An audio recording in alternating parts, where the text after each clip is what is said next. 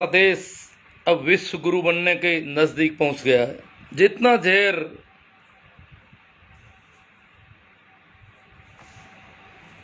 किसी देश की जान ले सकता है, उतना जहर इस देश में फैल गया है। जाति का जहर, जाति का जहर, वो भी सरकार द्वारा, वो भी सत्ता द्वारा, चुनी हुई सत्ता द्वारा। तो विश्व गुरु बनने में अब ज़्यादा टाइम नहीं लगेगा। मैं कुछ से लोगों को आमंत्रित कर लेता हूं, फिर अपन बात करेंगे। आज का जो फैसला हुआ है कोर्ट का,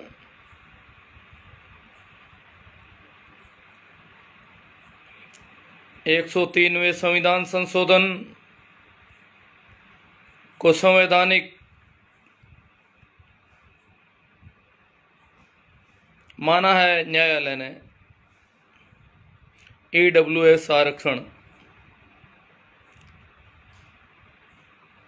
काफी चिंतन का विषय है कि हम इस देश में क्यों हैं, हमारा इस देश में क्या है। हाँ, हमें मताधिकार है, परंतु हमारा मत लेने के बाद जो हमारे प्रतिनिधि हैं वो हमारी बात नहीं रख सकते, हमारा पक्ष नहीं रख सकते। हमारे प्रतिनिधि बहुत कमजोर है। उनको पार्टियां, उनको पूंजीपति धमकाते हैं, डराते हैं, पता नहीं क्या क्या कहते हैं। कहते हैं कि जनता के वोटों से नहीं, हमारे टिकट से प्रतिनिधि बने हो। जनता के प्रतिनिधि हो नहीं, तुम हमारे प्रतिनिधि हो। वो पार्टी के प्रतिनिधि हैं, वो पूंजीपतियों के प्रतिनिधि हैं, वो हमारे पिछड़े तबकों के प्रतिनिधि नहीं है। ये तय हो गया। अगर प्रजातंत्र में हमारे चुने हुए लोग हमारे प्रति जिम्मेदार नहीं हैं, हमारे प्रति संवेदनशील नहीं हैं, तो फिर जो होना है वो हो रहा है, हम देख रहे हैं। तो काफ़ी चिंता का विषय है। बहुत सारे लोगों को कुछ अलग लगेगा कि क्योंकि बहुत सारे ऐसे मित्र हैं, मैं जानता हूं, जो आरक्षण को गालियां देते हैं, आरक्षित वर्ग से होते हुए भी। अब तो इनको पता नहीं, वो जो गालियां उनको सिखाई है, वो लोग 10% आरक्षण मजे से खा रहे हैं और तुम्हें गालियां देने के लिए रखा हुआ नौकर समझ रहे हैं। लड़ाई हमारे प्रतिनिधित्व की थी। सामाजिक न्याय का सिद्धांत कहता है कि समाज का प्रत्येक व्यक्ति समाज में बराबर हक रखता है, परंतु हमारे साथ न्याय नहीं हो रहा है। तो हम लंबी चर्चा करने की कोशिश करेंगे। आप लोग, चलो मैं इनवाइट का काम छोड़ देता हूँ, या आप पर छोड़ता हूँ कि आप इसका प्रसारण कैसे, कितना, क्या बढ़ा पाते हैं। चलो मैं यहीं छोड़ते हुए आपसे सीधी बात करने का प्रयास करूँगा।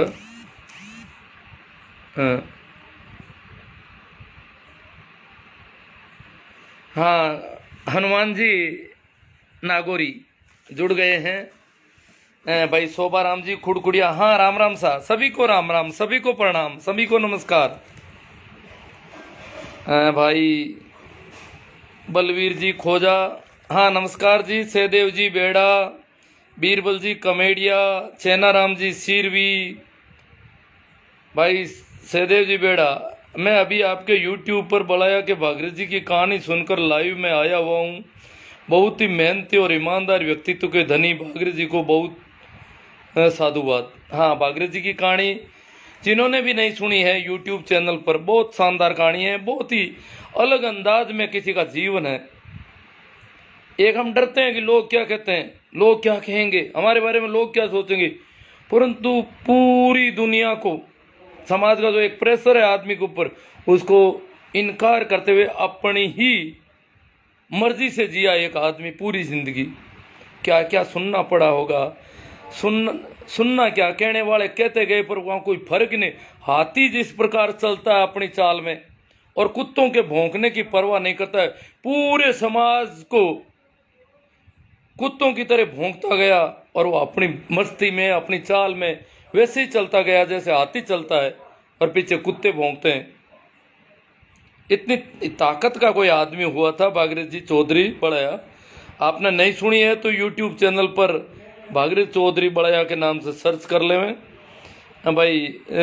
सर्वेश सिंह जी हठीला, अनु जी नागौरी, शोभाराम जी मूल निवासी सुरेश जी, नीम साह बेरड़ दासनिया, राजवीर जी डांगी, सहदेव जी। सर जी आप सबको EWS के बारे में बताएंगे जी? हाँ जी बताएंगे, बात करेंगे EWS। EWS एक तो आरक्षण क्या है ये भी पता होना चाहिए। EWS कहता है कि जिन जातियों को जाति आधारित आरक्षण नहीं मिला है उन लोगों को आर्थिक आधार पर आरक्षण। देखो, अनारक्षित लोगों को आरक्षण, कितना गजब का मामला है। अनारक्षित है वो, उनको आरक्षण, और कितना 10%। अब अनारक्षित जो लोग हैं उनकी जनगणना के आंकड़े कितने हैं किसी को कोई लेना देना नहीं, परंतु उनको आरक्षण दिया, संविधान के विपरीत जाकर दिया। वर्तमान सरकार ने बिना किसी आंदोलन के, बिना किसी बड़ी मांग के एक तरफ से प्रसाद दिया सीधा सा उन लोगों को जो 70 साल से आरक्षण को गालियां दे रहे थे, आरक्षण के खिलाफ थे, उनको आरक्षण दे दिया। और पूरे देश में कहीं चू नहीं हुई। वो जो खिलाफ थे वो भी नहीं कहे बोले कि आरक्षण मत दो, हमें आरक्षण नहीं चाहिए, हम आरक्षण के खिलाफ लोग हैं, नहीं बोले, ले लिया राजी खुशी। बड़ा सा माल मिल रहा था, आबादी का कोई आंकड़ा नहीं, फिर भी 10% आरक्षण। अब उनकी कट ऑफ नीचे जा रही है, कभी तो शेड्यूल कास्ट से नीचे चली जाती है, कभी शेड्यूल ट्राइब। इतने बड़े बड़े लोगों की कट ऑफ इतनी नीचे क्यों जा रही है? या तो उनकी जनसंख्या बहुत कम है और आरक्षण बहुत ज्यादा दे दिया गया है, अन्यथा तो नीचे कट ऑफ जाने का सवाल ही नहीं। तो हम बात करेंगे EWS आरक्षण पर। आज न्यायालय का फैसला आया है। EWS आरक्षण को संविधान सम्मत बता दिया गया है। न्यायपालिका की मुहर लग गई है। न्यायालय ने कह दिया कि ये संवैधानिक है, EWS आरक्षण जो है वो संविधान सम्मत है। इसी के साथ 103वां जो संशोधन है EWS आरक्षण से संबंधित, वो संवैधानिक हो गया। हमारा संविधान आरक्षण के बाबत क्या कहता है? हमारा संविधान कहता है कि आरक्षण सामाजिक और शैक्षणिक दृष्टि से जो पिछड़े हुए लोग हैं उनको न्याय दिलाने के लिए है। पिछड़े हुए कैसे? जो शिक्षण संस्थाओं में जिनका पर्याप्त प्रतिनिधित्व नहीं है, उनकी आबादी बहुत ज्यादा है परंतु शिक्षण संस्थाओं में वो गिने चुने दिखते हैं, है ही नहीं। जैसे वो अगर आज आरक्षण समाप्त कर दिया जाए तो आदिवासियों का कोई बच्चा, शेड्यूल ट्राइब का कोई बच्चा शायद किसी IIT, NIT, नीट वगैरह में नहीं पहुंच पाएगा। शेड्यूल कास्ट के भी बहुत कम, नहीं के बराबर, और OBC के भी नहीं। तो जो आरक्षण भोग रहे हैं वो तो भोग ही रहे हैं। अब जो ये आरक्षण दिया कि भाई इनकी शिक्षण संस्थाओं में इनकी एंट्री हो, OBC को जब तक आरक्षण नहीं था, OBC के लोग जानते नहीं थे IIT होती क्या है, NIT होती क्या है। आरक्षण की वजह से उनके कुछ बच्चों का सिलेक्शन हुआ, वो वहां गए, उन उच्च शिक्षण संस्थानों में गए और वापस यहाँ पर समाचार लाए कि इस प्रकार के शिक्षण संस्थान है इंडिया में, इंटरनेशनल लेवल के टेक्निकल इंडियन जो IIT है, उसके बारे में जब हमें पता चला तो हम कंपटीशन में जाने लगे और वही सिलेक्शन सिर्फ आरक्षण की वजह से हो रहा है। हमारे बच्चों को बहुत बेखा दिया कि आरक्षण नहीं होना चाहिए।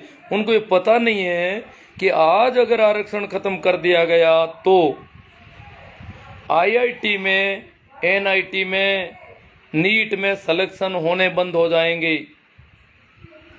आज अगर एससी, एसटी, ओबीसी का शिक्षण संस्थाओं में आरक्षण बंद कर दिया जाए तो आईआईटी, एनआईटी, नीट वगैरह जो उच्च शिक्षण संस्थान है उनमें प्रतिनिधित्व बहुत कम हो जाएगा, नहीं के बराबर।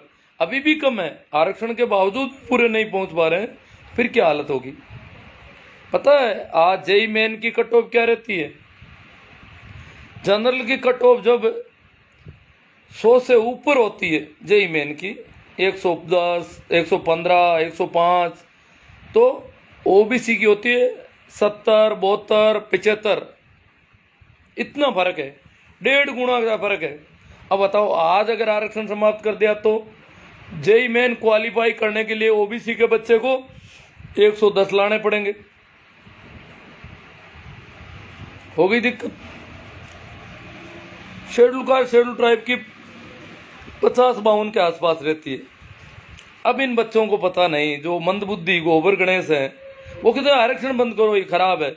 इनको पता नहीं आरक्षण की वजह से हम डॉक्टर बनने शुरू हुए हैं, हम आईआईटी में गए हैं, एनआईटी में गए हैं। आज आरक्षण बंद कर दिया तो आज ही हालत खराब हो जाएगी। आरक्षण प्रतिनिधित्व के लिए है, आरक्षण कोई भीख नहीं है। आज कोर्ट ने कह दिया कि संवैधानिक रूप से ठीक है और हम एक तरह से सामाजिक न्याय की लड़ाई आज हार रहे हैं। सामाजिक न्याय के लिए आरक्षण है।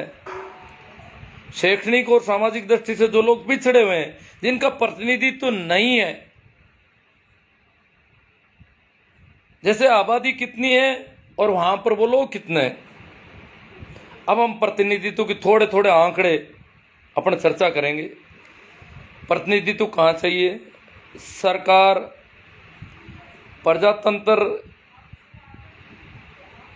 हमारा जो प्रजातंत्र शासन है उसमें 4 स्तंभ माने गए हैं मोटे तौर पर। कार्यपालिका, व्यवस्थापिका, न्यायपालिका और चौथा स्तंभ मीडिया को कहा जाता है। कार्यपालिका की क्या कंडीशन है? कार्यपालिका में आता है हमारे राष्ट्रपति महोदय, प्रधानमंत्री और उनका मंत्रिमंडल और सेक्रेटरी वगैरह, ठेठ कलेक्टर वगैरह, ये सारे लोग आते हैं। यहाँ क्या कंडीशन है? यहाँ पर यह हालत है, राष्ट्रपति अब आदिवासियों तक का नंबर आ गया। प्रधानमंत्री का पद लगभग आरक्षित है, वही उन्हीं का आरक्षण जो हजारों वर्षों से आरक्षण चल रहा है, वही लोग प्रधानमंत्री बनते आ रहे हैं रेगुलरली। कैबिनेट की हालत, अभी हमारी कैबिनेट अगर देखें, ये तो आज़ादी के बाद सबसे ज़्यादा सामाजिक न्याय के विपरीत है।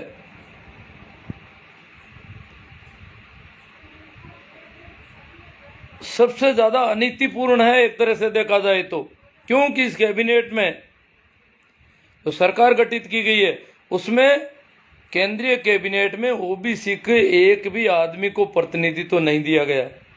एससी एसटी के 1-2, सारे के सारे वो जो अनारक्षित लोग हैं कहते हैं हम तो हमें कोई आरक्षण ही नहीं है, और कैबिनेट में सभी वो बैठे हैं।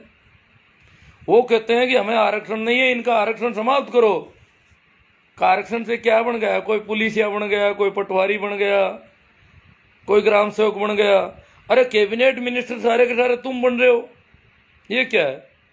तो कार्यपालिका का एक जो मुख्य अंग है मंत्रिमंडल, उसमें प्रतिनिधित्व अगर देखा जाए तो सामाजिक न्याय के विपरीत है। वो जनता द्वारा पता नहीं कैसे चुना गया, उन्हीं लोगों को चुना जा रहा है जो सामाजिक अन्याय रेगुलर करते जा रहे हैं, समाज की कुछ जातियों को पिछड़ा ही पिछड़ा रखना चाहते हैं। दूसरा है कैबिनेट, हमने सरकार कार्यपालिका को देख लिया। कार्यपालिका के बाद में आती है हमारी व्यवस्थापिका, जो कानून निर्मात्री संस्था है, कानून बनाने का काम करती है। व्यवस्थापिका में हमारे देश में लोकसभा, राष्ट्रपति, लोकसभा, राज्यसभा, फिर राज्य व्यवस्थापिका में राज्यपाल, विधानसभा और विधान परिषद। राज्यपाल में आजकल ओबीसी के लोगों का भी कभी कभी नंबर आ रहा है। शेड्यूल कास्ट, शेड्यूल ट्राइब के तो बहुत कम लेते हैं, और राष्ट्रपति में तो सभी के ले रहे हैं।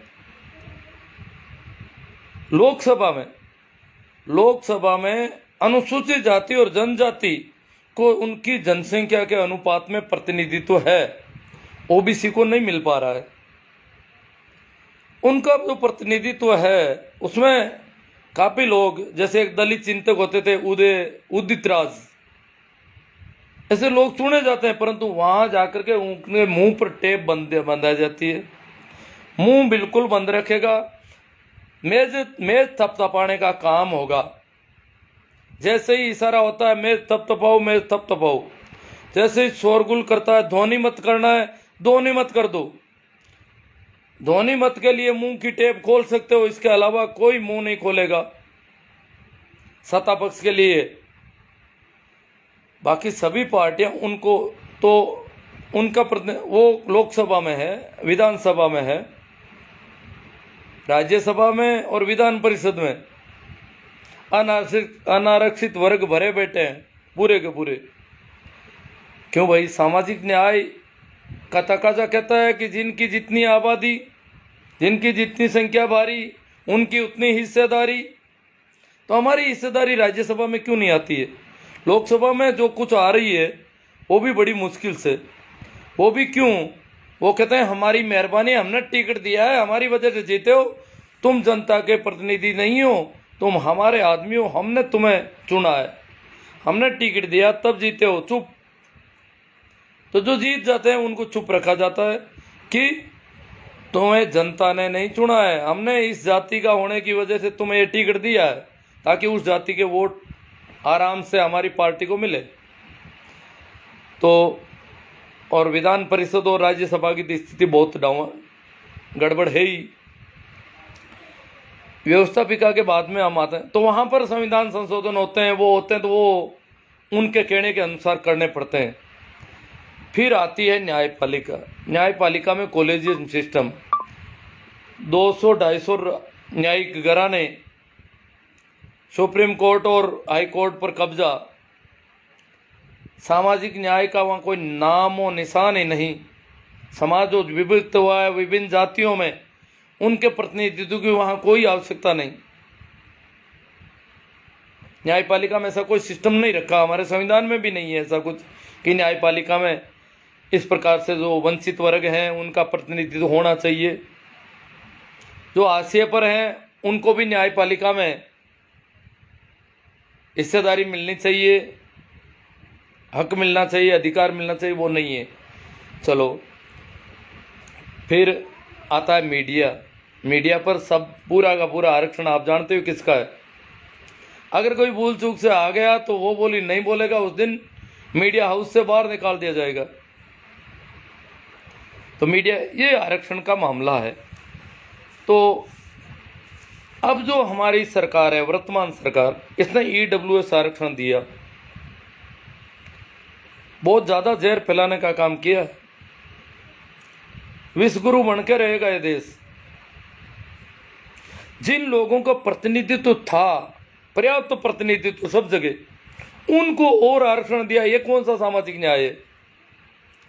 जिसका प्रतिनिधित्व कम हो, आबादी के अनुपात में नहीं हो, उसको प्रतिनिधित्व देने के लिए अगर आरक्षण की व्यवस्था की जाती है तो वो वाजिब है, क्योंकि उस जाति वर्ग में भी कुछ प्रतिभावान बच्चे जरूर जन्म लेते हैं, नंबर उनके चाहे थोड़े बहुत कम हो, तो उन प्रतिभाओं को आगे आने का मौका मिलना चाहिए। परंतु जिनका प्रतिनिधित्व पहले से ही बहुत ज्यादा है, इसका मतलब उस जाति में पैदा हुए प्रतिभावान बच्चों के अलावा भी लोग सत्ता में पहुंच रहे हैं, जगह जगह पहुंच रहे हैं, और फिर उनको और आरक्षण देकर और उन्हीं को लिया जाए, ये कौन सा सामाजिक न्याय हुआ? समाज में अगर विभिन्न वर्ग है और आबादी के अनुपात का तो कोई पता ही नहीं, क्यों तो किसी को 21% आरक्षण दिया, क्यों किसी को 27% आरक्षण दिया, कोई कारण नहीं, आबादी के आंकड़े ही नहीं। न्यायपालिका, हमारी न्यायपालिका हर बार आरक्षण के हर मामले में लगभग यही कहती है कि SC ST के अतिरिक्त शेष सभी जातियों के जाति आधारित आंकड़े नहीं हैं, और जाति आधारित आंकड़े नहीं हैं तो उनके आरक्षण का जो भी प्रतिशत या जो भी बात है वो कैसे तय की जाए। इसलिए हरियाणा यूपी में जो जाट आंदोलन आरक्षण आंदोलन चला, उनको कह दिया भाई जाति आधारित आंकड़े नहीं है इसलिए आरक्षण आपको नहीं दिया जा सकता। EWS के जाति आधारित आंकड़े पता नहीं कोर्ट के पास कब आ जाते हैं। कोर्ट जाति आधारित आरक्षण, जाति आधारित आंकड़ों की बात ही नहीं करता EWS के मामले में। MP में, छत्तीसगढ़ में OBC का आरक्षण की बात आई, कोर्ट ने हाथों हाथ कह दिया जाति आधारित आंकड़े लाओ, आंकड़े कहाँ हैं, आंकड़े नहीं है इसलिए हम नहीं बोलेंगे इसमें। महाराष्ट्र में मराठों ने आरक्षण की मांग की, कोर्ट ने कहा जाति आधारित आंकड़े। EWS का आरक्षण 10%, कोर्ट ने जाति आधारित आंकड़ों की बात ही नहीं करता। जैसे कोर्ट के पास कोई आंकड़े पड़े हैं अलग से, वो ये बात ही नहीं कहता कि भाई इंदिरा साहनी मामला है, 50% की जो कैप लगी हुई है, तो सीमा है, उससे ज्यादा आरक्षण नहीं दिया जा सकता। इंदिरा साहनी मामले को ही भूल जाता है EWS का नाम आते ही। और जब EWS को आपने 50% से अधिक की सीमा को लांघकर आरक्षण दे दिया, कोर्ट ने उसको संविधान सम्मत बता दिया, तो OBC की सीमा बढ़ाने में क्या हर्ज है, क्या दिक्कत है? क्या हम नाजायज औलाद हैं इस देश में? क्या हम इस देश में कोई हक नहीं रखते? कहने को तो लोग कहते हैं कि OBC वाले यहाँ के मूल निवासी हैं, जो मेहनत का स्वर्ग है, क्योंकि यहां पर कहते हैं कि आर्यों का आगमन हुआ और आर्यों ने कब्जा कर लिया, दूसरों को अनार्य, नीचा, पिछड़ा घोषित कर दिया और खुद श्रेष्ठ हो गए। और उन्होंने अपने शास्त्र रचे, अपने कर्मकांड तय किए, अपना एक धर्म जो ब्राह्मण धर्म हमारे चला रहा वो तय किया। अब बताओ, हम यहाँ के जब इस प्रकार, अगर हम यहाँ के मूल निवासी हैं पीढ़ियों से, हजारों वर्षों से, वैसे तो कहते हैं कि आदमी अफ्रीका से पैदा हुआ तो सभी का अंतिम पूर्वज अफ्रीका में मिलेगा, परंतु भारत में जब हम सबसे ज्यादा लंबी अवधि से रहने वाले लोग हैं तो हमारे साथ इतना अन्याय, इतना सोतला व्यवहार क्यों किया जा रहा है? ये सवाल होना चाहिए। और हमारे प्रतिनिधित्वों, जो जनप्रतिनिधि कहलाते हैं, मैं तो उन्हें जनप्रतिनिधि मानता नहीं। जनप्रतिनिधि होते हैं तो जो जिन लोगों ने जनमत दिया, उनको, जिन्होंने अपना मत दिया, उनके प्रति जिम्मेदार होते। वो जिम्मेदार हो रहे हैं उन पार्टियों के प्रति, उनके प्रति जो उनके आका हैं, जो उनको टिकट देते हैं। आज आपने देखा EWS आरक्षण का कैसे हुआ फैसला, न्याय कैसे हुआ न्याय।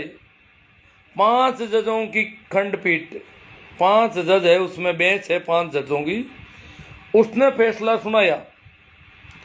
3 जजों ने कहा यह संवैधानिक है, 2 जजों ने कहा नहीं, ये सामाजिक न्याय के अनुरूप नहीं है। 2 जज खिलाफ रहे कि सामाजिक न्याय के अनुरूप है, नहीं है, इसका मतलब कुछ गड़बड़ तो है। फिर 3 लोग, वहां एक ज्यादा हो गया कि नहीं ये सही है, ये संवैधानिक है, बहुमत से फैसला हो गया। और वो 5 ही लोग उसी अनारक्षित वर्ग जिसको EWS आरक्षण मिला है उसी के थे। न्यायपालिका में वैसे भी उनका कब्जा है, परंतु कम से कम जब ऐसा कोई मामला है तो सभी लोगों को उनमें 5 लोगों की जो बेंच है उसमें सभी जातियों के लोगों को रखना चाहिए था, परंतु वैसा कुछ हुआ नहीं। खैर, 5 स्वर्ण जज थे, उनमें भी 2 खिलाफ रहे और उन्होंने कहा कि ये सामाजिक न्याय के खिलाफ है, और 3 जजों ने कहा कि 103वां संविधान संशोधन संवैधानिक है, संविधान के अनुरूप है। संविधान में कहीं आर्थिक आधार का आरक्षण नहीं है। हमारे संविधान में गरीबी, आर्थिक आधार, उसके आधार पर कोई आरक्षण का कहीं कोई प्रावधान नहीं है। ये कोई गरीबी हटाओ योजना नहीं है। यह है जो जिनको सामाजिक न्याय नहीं है, सामाजिक दृष्टि से जो लोग पिछड़े हुए हैं, शैक्षणिक दृष्टि से जो पिछड़े हुए हैं, उनका प्रतिनिधित्व सुनिश्चित हो, उनकी संख्या भी कुछ आए आगे, उनके कुछ लोग भी सत्ता में पहुंचे, उसके लिए आरक्षण है। अब जिनके लोग पहले से सत्ता में भरे पड़े हैं, उनको आरक्षण, ये कौन सा सामाजिक न्याय है? थोड़ा सोचो कि जो पहले से ही ज्यादा आईएएस हैं, ज्यादा पदों पर बैठे हैं, उनको और 10% आरक्षण दे दो। परंतु न तो किसी के जनगणना के आंकड़े हैं। अब जनगणना के आंकड़े नहीं तो उनकी जनसंख्या कितनी ये भी तय नहीं।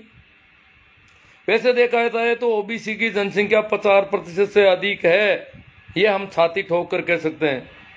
परंतु हमें हमारा प्रतिनिधित्व देने वाली कोई सरकार नहीं है, न हमारे कोई जनप्रतिनिधि है। हमें लड़ाई अपने बल पर लड़नी पड़ेगी। कैसे लड़ेंगे? कोई लीडर तो खड़ा होगा जो कहेगा, और जनता एकदम से जो विश्व गुरु बन रहा है उसके खिलाफ खड़ी होगी। अराजकता की स्थितियां पैदा हो सकती है, जैसा दिख रहा है। तो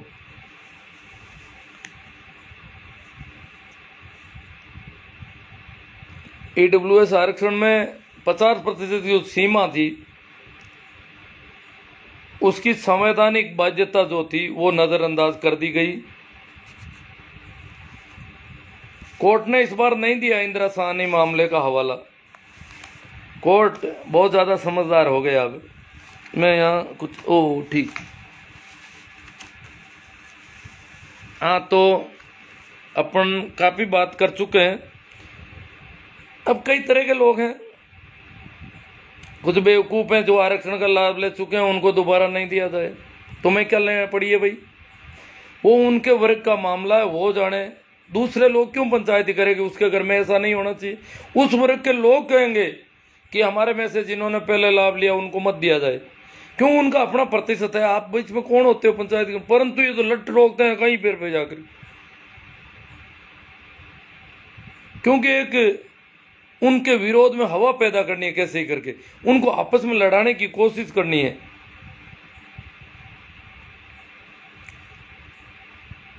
आज स्थिति क्या है? आज भी लोगों को प्रतिनिधित्व तो दूर, प्लॉट खरीदने में समस्या हो रही है, किराए का कमरा मकान लेने में समस्या हो रही है। प्लॉट खरीदोगे तो पूछेंगे यहाँ पहले ये प्लॉट किस जाति के लोगों के हैं, इनके बीच में नहीं रहूंगा।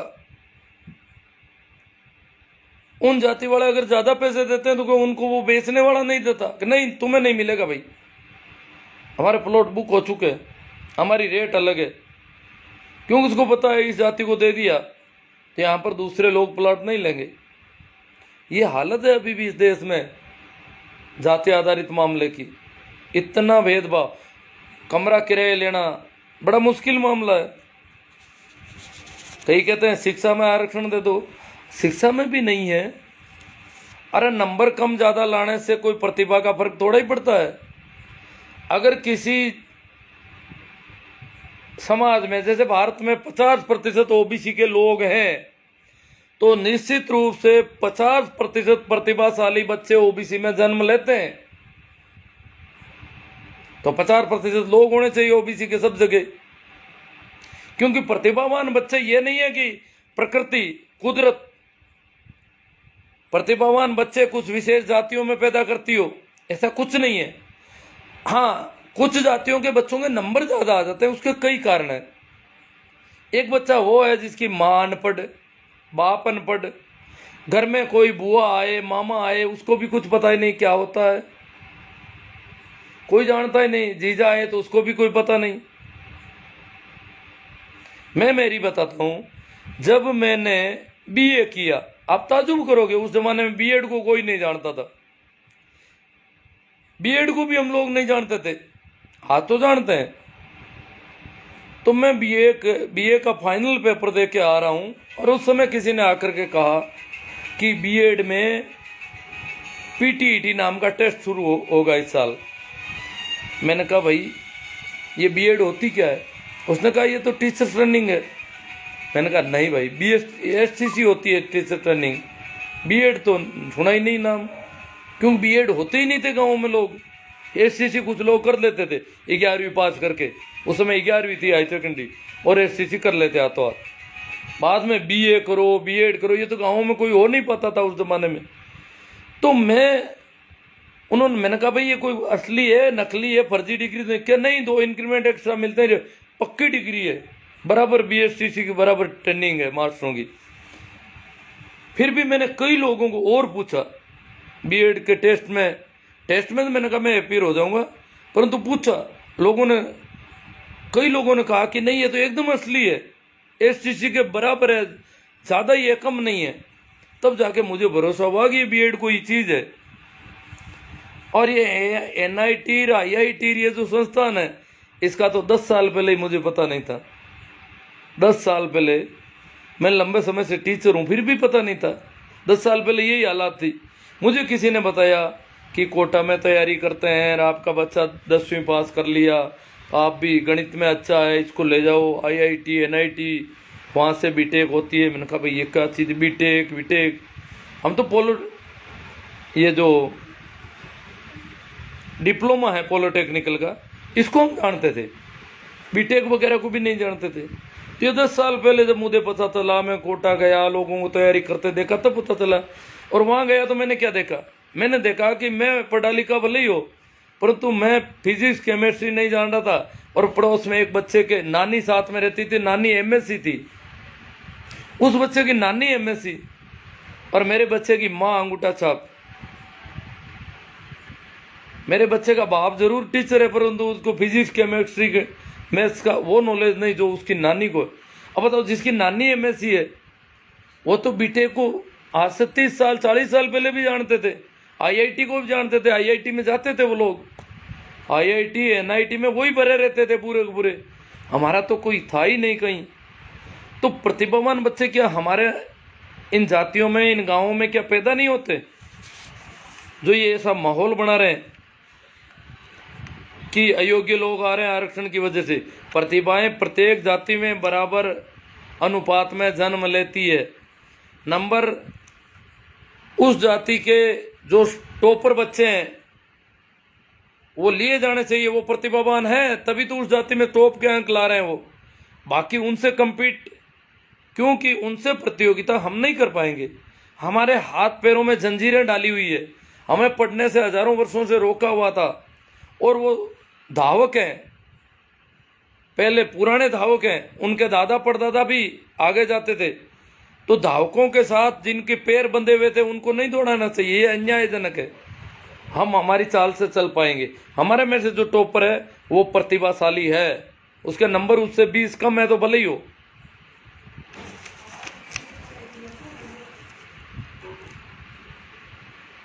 परंपरागत आरक्षण को आप लोग जानते होंगे। परंपरागत आरक्षण हजारों वर्षों से इस देश में चल रहा है। हजारों वर्षों से इस देश में जो क्षत्रिय हैं वो देश की रक्षा का जिम्मा संभाल के बैठे हैं। क्षत्रिय जाति के लोग इस देश में जो वर्ण व्यवस्था पैदा हुई उसके बाद की बात कर रहा हूं। और जो भी आया वो यहां जीता, कारण कि क्षत्रिय का बेटा ही क्षत्रिय, उसका बेटा ही और क्षत्रिय। ये नहीं अगर कोई शूद्र का बेटा है, कितना ही तीरंदाज है, कितना ही बलशाली है, कितना ही लड़ाका है, परंतु वो लड़ाई में भाग नहीं ले सकता। क्षत्रिय का बेटा लेगा, चाहे वो मरा मराया हो, मरियल हो, चाहे वो कैसा ही हो, उठकर खड़ा भी नहीं होता, फिर भी फौज में वही होगा। क्या आज भी हमारी सेना में अगर ऐसा कर दें कि जो सैनिक है उसका बेटा सैनिक होगा, चाहे वो बेटा कैसा ही हो, फिर उसका बेटा भी सैनिक होगा, उसका बेटा भी सैनिक होगा, क्या सेना कमजोर नहीं हो जाएगी? ये हजारों वर्षों तक चला और इस वजह से जो भी यहाँ आया वो जीता। कभी हमारे देश की सेना किसी विदेशी आक्रमणकारी को हरा नहीं पाई, कारण जाति आधारित आरक्षण था।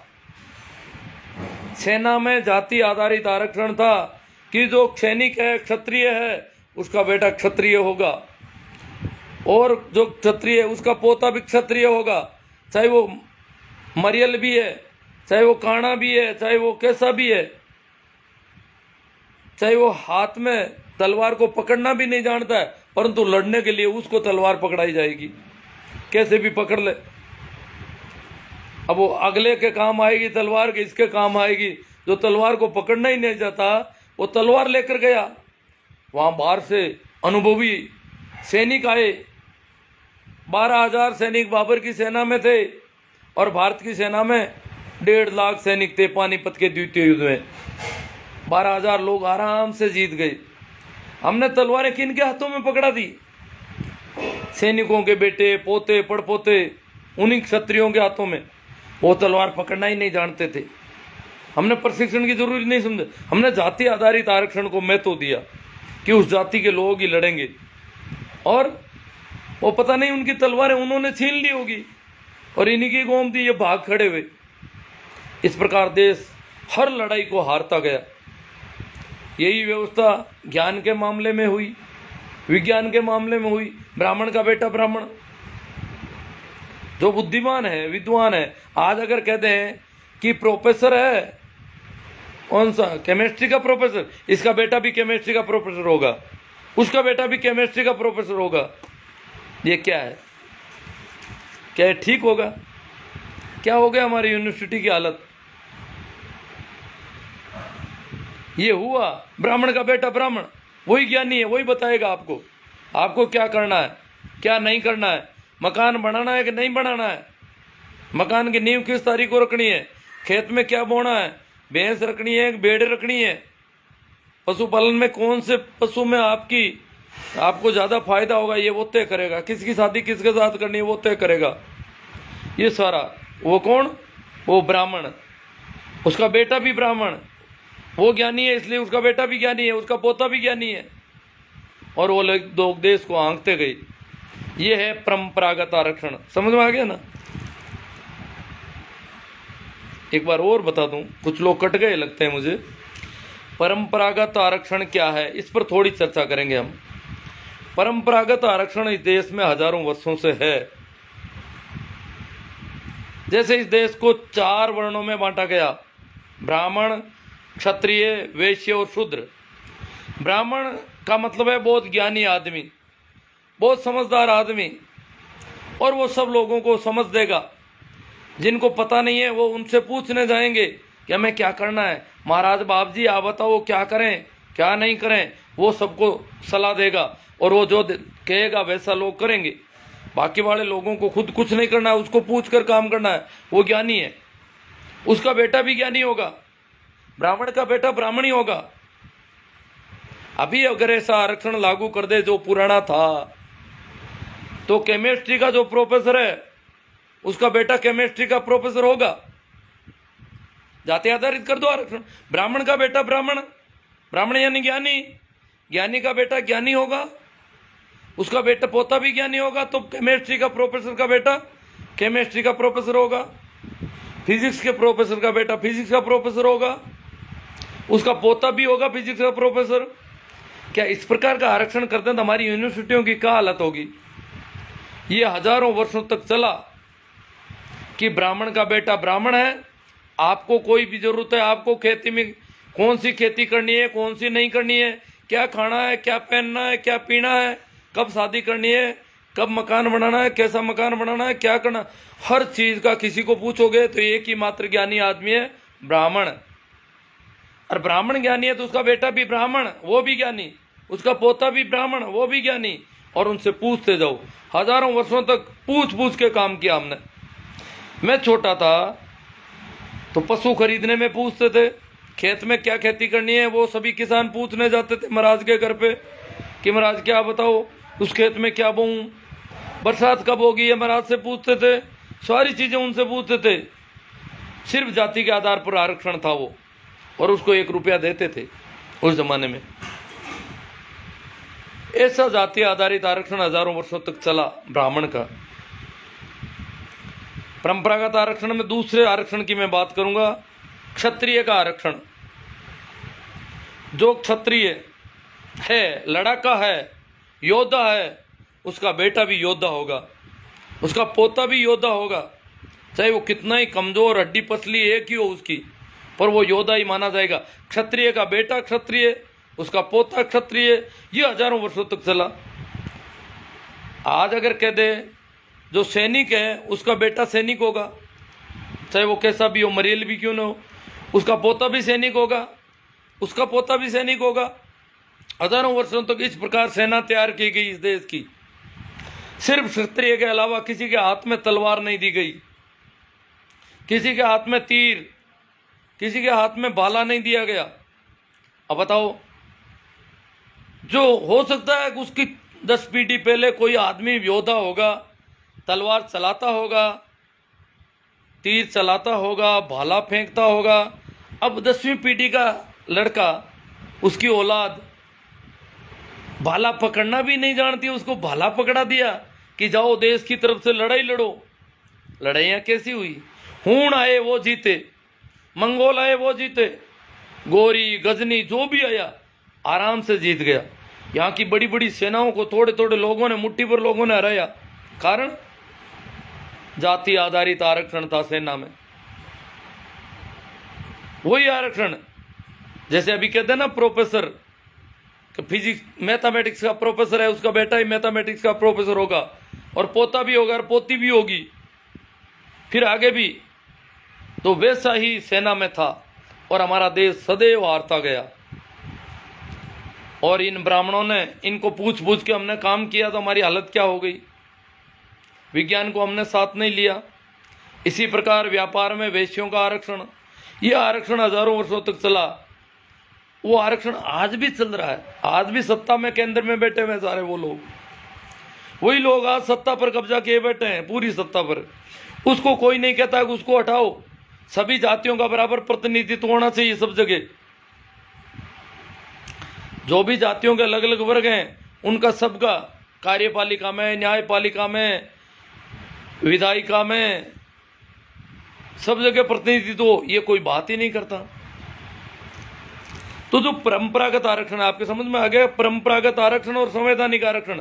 अभी जो आरक्षण है वो संवैधानिक, उसमें योग्यता मानी जाती है, जाति के आधार पर नहीं है ये केवल, वो केवल जाति के आधार पर था। योग्यता की तो बात ही नहीं थी कहीं। अभी तो योग्यता है, मिनिमम योग्यता जरूरी है। ये जो अखबारों में कई बार आता है माइनस में नंबर है, फिर भी उसको ये बना दिए। सब इनके मीडिया की करामात है, सब बेखाने के लिए। हमारे जो बोंदू बच्चे पैदा हो गए, उनके वोटों को झटकने के लिए, उनका मत जो है उनको मिल जाए, इसके लिए बेवकूफ बनाने का एक साधन है।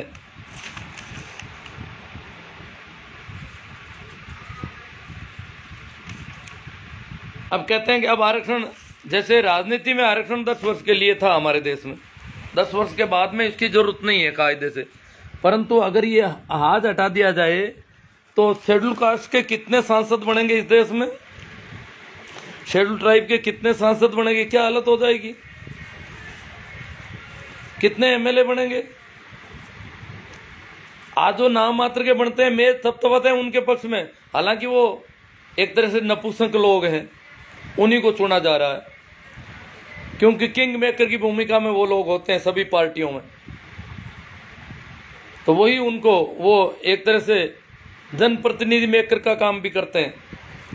नाम जनता का होता है तो वो करते हैं।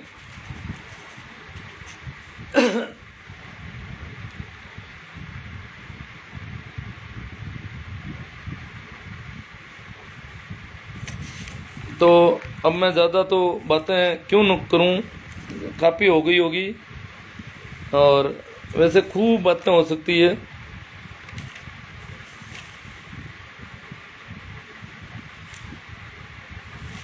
चलो अपन आगे बात करते हैं, आपके जो कमेंट आए हैं उन पे बात कर लेते हैं। कुछ मिस्टेक तो हाँ, बलवीर जी खोजा, भाई सहदेव जी बेड़ा, बीरबल जी कमेडिया, चेनाराम जी सीरवी, सहदेव जी बेड़ा, भाई अटीला सवाई सिंह जी, शोभाराम जी खुड़कुड़िया, नीमसा, राजवीर,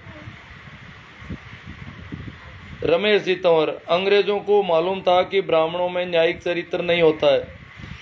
हाँ, अंग्रेजों ने ऐसा स्टेटमेंट दिया था कलकत्ता के न्यायालय के किसी मामले में। एमएल लोहिया, आज के मुद्दे पर विस्तार से चर्चा करें सर जी। हाँ, कर रहे हैं जितनी हो सके। निमसा बेरड़ दासनिया, मैं ज़्यादा जितना जानता हूँ उतनी अगर बताऊँ, नॉलेज बहुत कमज़ोर है। निमसा बेरड़ कह रहे हैं दासनिया वाले, अच्छा हम वोट किस लिए देते हैं और क्यों देते हैं? वोट तो हमारा मताधिकार है, परंतु हमें वोट हम क्यों देते हैं? हम कहते हैं हमारी जाति वाला खड़ा हो गया, हमारे इलाके का है, हमारी तहसील का, हमारे क्षेत्र का है। अब हम ये नहीं सोचते कि वो बात उनसे पूछोगी भाई हमारे लिए कुछ करोगे कि उनके लिए ही करोगे? वोट हम दे रहे हैं, उन्होंने तो केवल टिकट दिया है, वो हम नहीं करते। चुनावों के मौके हमें जाति वगैरह में फंसा दिया जाता है, हम उनसे सवाल नहीं करते। वो जब आए तो उनको उठ बैठ निकलवाई जाए कि भाई जी हमें बताओ आप ओबीसी के आरक्षण के मामले में क्या करने जा रहे हो। पर वो हमारी हिम्मत ही नहीं, हम तो खुद गुलाम से डरे हुए रहते हैं। इतने में उनके दबंग गुर्गे आ जाते हैं, वो धमकाने और लग जाते हैं। हाँ, दिव्या जी आसोप से, हाँ नमस्कार जी। कैलाश जी सऊ, हाँ नमस्कार, सभी को नमस्कार, प्रणाम, राम राम, नमो बुद्धाय, जय भीम। आप जैसे सभी गुरु जी हो, आप जैसे विचारधारा हो तो देश में सुधार चंद दिनों में हो जाएगा। हाँ, इनको अच्छा लगा। पीके ह्यूमन, नमो बुद्धाय जी। सबसे ज़्यादा अंधभक्त ओबीसी SC ST के लोग हैं। कानाराम जी मेरड़ा, हाँ यही अंधभक्त होते हैं, अंधभक्त बनाने की फैक्ट्री SC ST OBC है। राम कुमार जी मेघवाड़, श्रवण जी कालासर, नौकरी वाले लोग तो बोलते नहीं और बाकी को तो पता ही नहीं। कि इतना पता जरूर है कि तुम्हारी जाति हमारी जाति से नीचे है। वो नीचे ऊंचे तो सभी को सिखा दिया गया, नीचे ऊंचे समझना मानना, यही तो ब्राह्मणवाद है, यही तो जातिवाद है। अगर कोई हरिजन अपने आप से किसी को नीचा मानता है, अकड़ कर चलता है, ये ब्राह्मणवादी है। हनुमान जी वर्मा, राम कुमार जी जावा, लक्ष्मण जी हेतराम जी गोटवाल, सबसे पहले कॉलेजियम प्रथा को समाप्त करना होगा। अब देखो साहब क्या होता है, हर तरफ एक तरफा फैसला देते हैं, शक हो जाता है। गरीबी उन्मूलन योजना थोड़ी ही आरक्षण है यहाँ, भाई सही बात है। लक्ष्मण जी चीनिया, मैंने तो पहले ही कहा था कि ये फैसला आएगा। भाई हमें कुछ गुंजाइश थी कि संविधान के अनुरूप फैसला होगा, पर नहीं हुआ। फैसला बहुत ही निराश करने वाला आया है। हमें हमारी तरफ से हो सकता है कमजोरी रही है, दलीलें ठीक ढंग से नहीं दी गई, न्यायालय के सामने हमारा पक्ष शायद कमजोर रहा हो। अन्यथा न्यायालय का काम तो संविधान की रक्षा करने का है, संविधान सम्मत जो बात है उसी को रखने का है, परंतु वहाँ तर्क और पक्ष रखने में कुछ कमजोरी हो सकती है। EWS का कोई आंकड़ा नहीं है, लेकिन OBC आरक्षण में हमेशा आंकड़ों के अभाव में रोड़ा यही कोर्ट अटकाता है।